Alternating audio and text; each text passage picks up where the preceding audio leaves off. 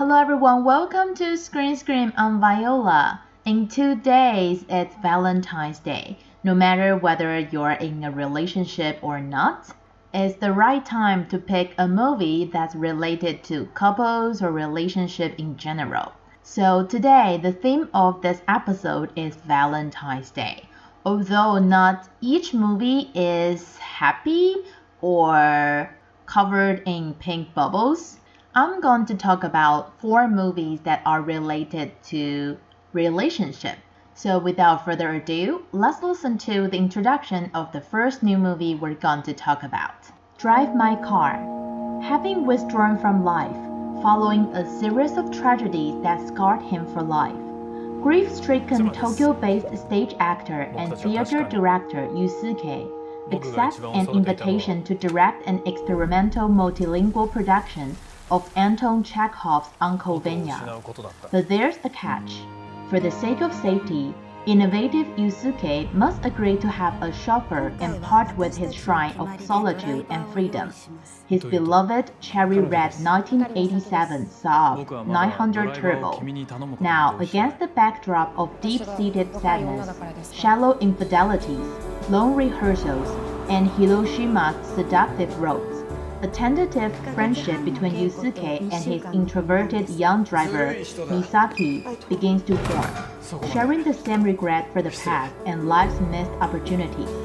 And little by little, the confined space of the car becomes a temple of isolation, haunted by the tape recordings of Yusuke's screenwriter wife, Oto. Can the path of loss and loneliness lead to enlightenment and catharsis? こう考えてる。僕たちは同じ悲しみを共有してる。同じ女を愛したから。The first new movie we're going to talk about today is a Japanese movie. It sounds like a very romantic movie just from listening to the introduction, but it's actually not that. This movie is adapted from a short novel and is actually about how the protagonist realizes that his wife was having an affair during his conversation with his driver. Drive My Car has won the Best Screenplay and 3 other big awards at the 74th Cannes Film Festival, and it was the Best Foreign Film at the 79th Golden Globe Awards. If you noticed the nomination of the Oscars a few days ago, you would also know that it got nominated at the Oscar Awards for 4 big awards, including Best Director, Best Feature Film, and Best International Film. As we heard in the introduction, the protagonist, the stage actor and director, needs to hire a driver due to his work. Yusuke meets this woman who's very quiet, and they start to understand each other's past during the everyday quiet commuting process. As I mentioned, this movie is adapted from a short novel. It's actually a collection, and it's based on one of the short novel with the same name, Drive My Car. Actually, the movie is A-listed, aside from all the main characters who were played by famous Japanese actors and actresses. There's still Korean actors and Taiwanese actresses involved, so it's very diverse. And according to friends who have seen it, they all think it's very good. But since I mentioned that this is an episode about Valentine's Day, do you really think you want to know that your wife or your husband had an affair before he or she passed away, and you only find out that 2 years after their death? I think this even sadder. If it's me, I would think past is past, just don't let me know. So if you want to find out what the protagonist's reaction is, you can go to the theater to watch Drive My Way. And now it's time for our second new movie, Eternal Sunshine of the Spotless Mind. When their relationship turns sour, a couple undergoes a medical procedure to have each other erased from their memories. Sorry? I just said hi. What Howard gives to the world to let people begin again. It's beautiful. Wait, again? We're going to talk about a sad romance? I thought the theme is Valentine's Day, and we're talking about sad movies again and again. Well, anyway, the second new movie we're going to talk about today is actually a classic re-release. It's Eternal Sunshine of the Spotless Mind. It's actually different from normal romance. Well, just from what you heard in the introduction, you know it's different.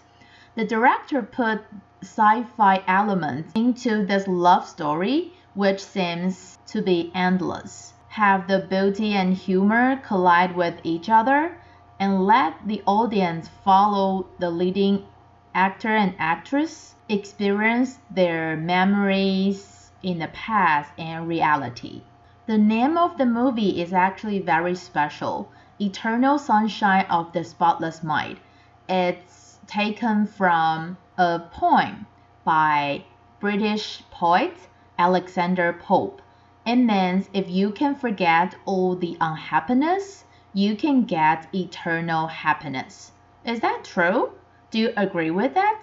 I mean, in every relationship, of course, it's going to be some fights, but there are a lot of great memories, sweet memories, or even intimate memories, and they are very precious. Do you really want to forget about them, even if you break up? I don't think anyone wants to forget everything. And actually, the leading actor Jim Carrey filmed this movie after he broke up with somebody. People just remember that Jim Carrey is a comedian, even though he won Best Actor at Golden Globe Awards with comedy and drama. When the director Michel Gondry met with him at the time, Jim Carrey just broke up with Renee Zellweger. He was suffering from this breakup and depression at the time, but when the director saw him, he didn't listen to his story or comforted him, but thought that his condition was so suitable for the character in this movie. The director even asked him not to recover so soon. So Jim Carrey brought his broken and beautiful heart to film this movie and turned this movie into a classic in the history.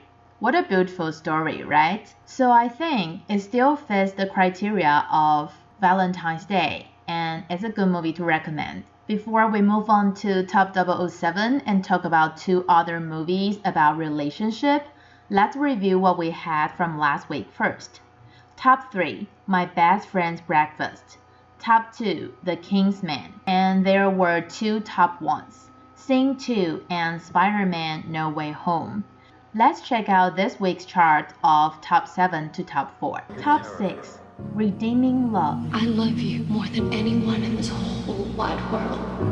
Top 5, My Best Friend's Breakfast. 那送你早餐的人，你要继续聊他哦。靠你哦。 Scream.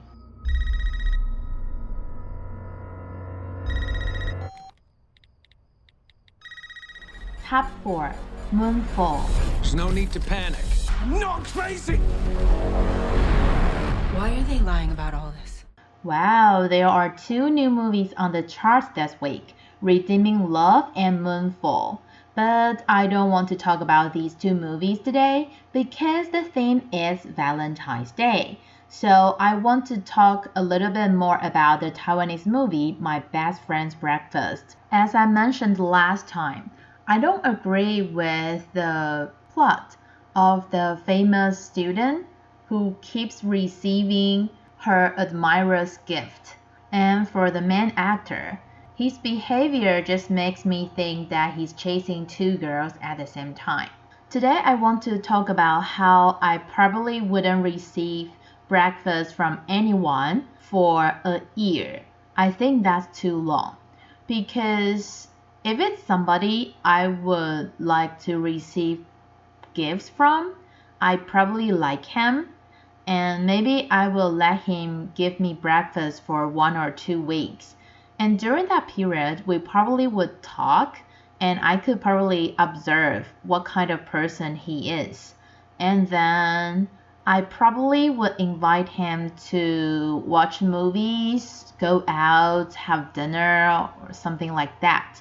So I don't think the ambiguity would continue for a whole year. That's just too long. I'm not a person who would confess myself, although I do want, but I think a year is just too long. And what if it's not good ending? You will end up like one of the supporting actor that you think the girl you like likes you, but she would just tell you, sorry, I don't like you. That's just too sad and too painful, and I don't like it. So I think I usually express the right information, the right message, and let people know I like you or I don't like you. And it's time for top 3 to top 1. There's some change this time. Top 3, The Kingsman. This is going to be fun.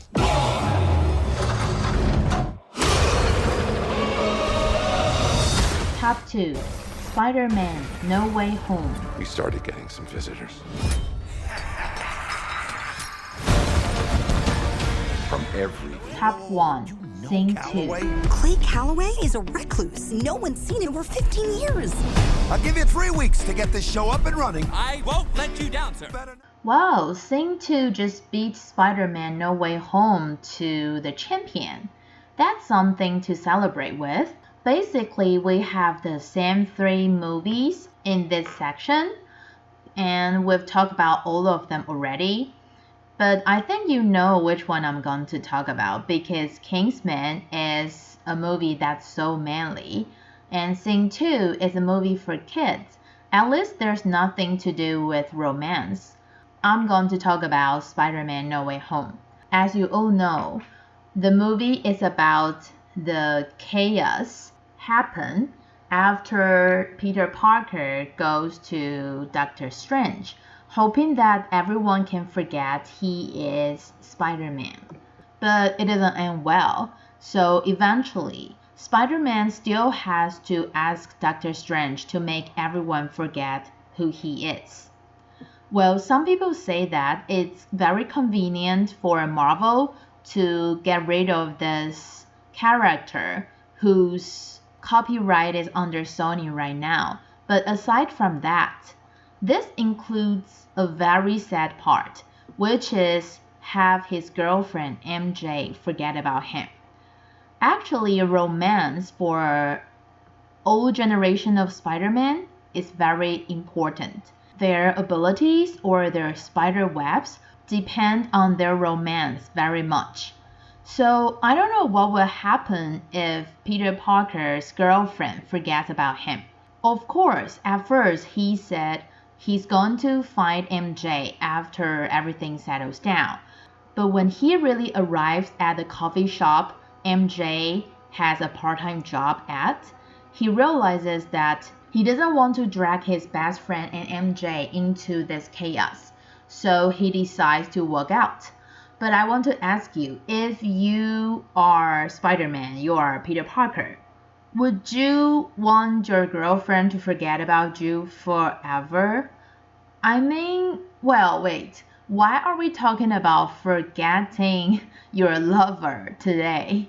First, the eternal sunshine of Spotless Mind, and now Spider-Man No Way Home. Well, we're supposed to talk about Happy Valentine's Day, not Sad Valentine's Day. But anyway, I just want to point out that if it's me, I don't want MJ to forget about me.